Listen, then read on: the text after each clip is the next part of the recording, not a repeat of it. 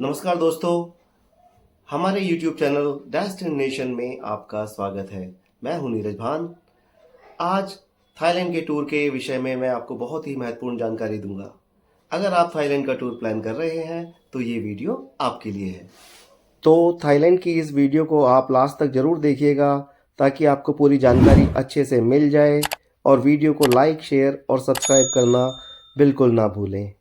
तो आइए सबसे पहले हम बात करते हैं यहाँ पर घूमने का खर्चा, आइटनरी, थाईलैंड की हिस्ट्री, कुछ टिप्स और यहाँ की नाइट लाइफ, और जानेंगे फूड ऑप्शंस में यहाँ पर क्या क्या अवेलेबल है। थाईलैंड साउथ ईस्ट एशिया में बसी हुई एक कंट्री है। इसका पुराना नाम सियाम है। थाईलैंड पर कभी किसी और का शासन नहीं रहा है।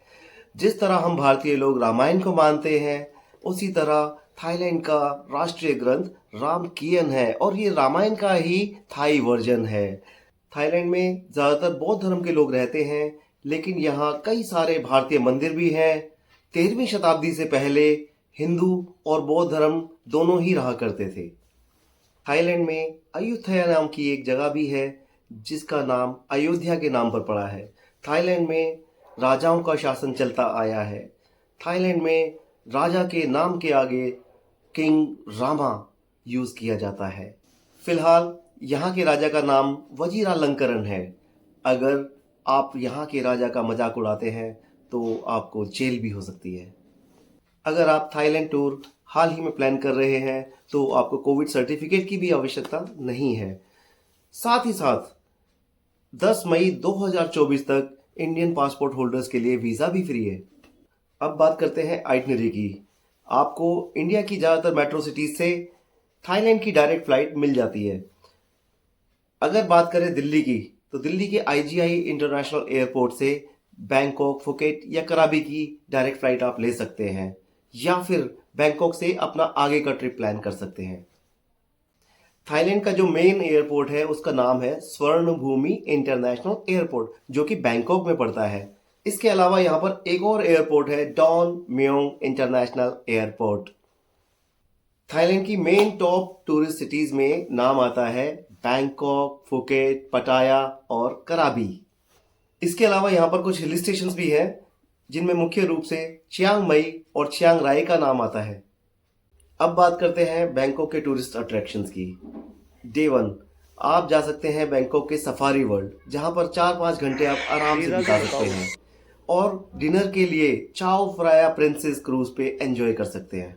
डे 2 में आप जा सकते हैं ग्रैंड पैलेस वाट अरुण, वाट फाओ और वाट साकेत।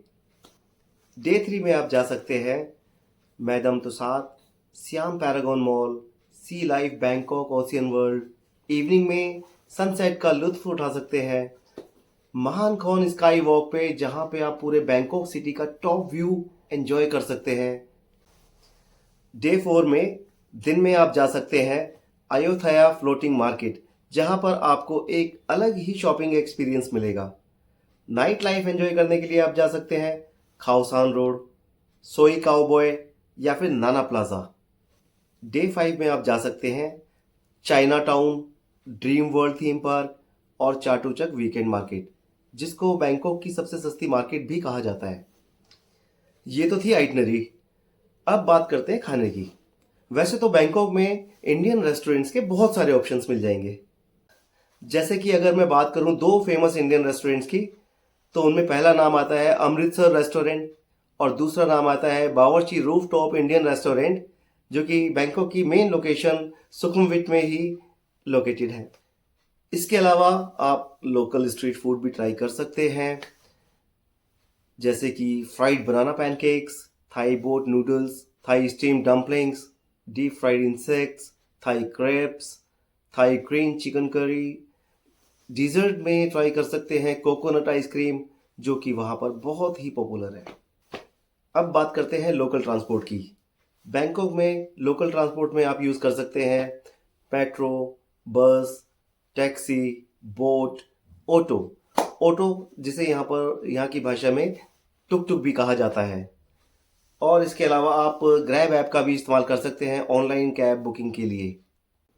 होटल्स की अगर बात करें तो होटल बुकिंग के लिए आप ऑनलाइन प्लेटफॉर्म agoda.com या फिर मेक माई ट्रिप और अगर आप फैमिली ट्रिप प्लान कर रहे हैं तो एक बहुत अच्छा ऑप्शन रहता है एयरबीएनबी, जिसमें आपको इंडिविजुअल अपार्टमेंट्स मिल जाता है किचन के साथ साथ। अब बात करते हैं खर्चे की। तो अगर आप दिल्ली से ट्रैवल कर रहे हो बैंकॉक के लिए तो फ्लाइट का खर्चा आपका आ सकता है 15 से 20 हज़ार। वैसे तो थाईलैंड के वीज़ा का खर्चा आता है लगभग 5 हज़ार तक का, लेकिन जैसा कि मैंने आपको पहले ही बताया, इंडियन पासपोर्ट होल्डर्स के लिए 10 मई 2024 तक वीज़ा फ्री है, तो अभी आपको वीज़ा के लिए कोई भी पैसे नहीं देने पड़ेंगे। होटल्स में आपको बहुत से सस्ते ऑप्शंस भी अवेलेबल हो जाते हैं।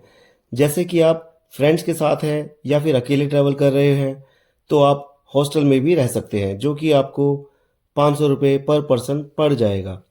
या फैमिली के साथ आप सर्विस अपार्टमेंट भी ले सकते हैं। इसमें लगभग आपका खर्चा 6 हज़ार से 8 हज़ार तक आ सकता है। खाने का खर्चा आपका आ सकता है 4 से 5 हज़ार। ट्रांसपोर्टेशन के लिए टैक्सी आपको थोड़ी महंगी पड़ सकती है, इसलिए मैं आपको सजेस्ट करूंगा टुक टुक या मेट्रो यूज़ करें, जो कि बहुत ही सस्ती और आसानी से अवेलेबल है, जिसके लिए आपका खर्चा हो सकता है 1500 से 2000, और टैक्सी से आपका खर्चा आ सकता है 4 से 5000 तक। टूरिस्ट अट्रैक्शंस की फ़ीस, एंट्री फ़ीस की बात करें तो वो आपकी चॉइस पर डिपेंड करता है। अगर आप मेरे बताए हुए आइटनरी को फॉलो करते हैं तो आपका खर्चा 6 हज़ार से 7 हज़ार पर पर्सन आ सकता है। तो ये था थाईलैंड सीरीज का बैंकॉक सिटी टूर। आगे हम आपके लिए थाईलैंड सीरीज की अन्य सिटीज जैसे पटाया, फुकेट और कराबी का वीडियो भी हम बहुत जल्दी लेकर आएंगे। दोस्तों, अगर आपको हमारी वीडियोस अच्छी लगी तो हमारी आने वाली वीडियोस को भी ज़रूर देखें और हमारी वीडियोस को लाइक, शेयर और सब्सक्राइब करना बिल्कुल भी ना भूलें। धन्यवाद।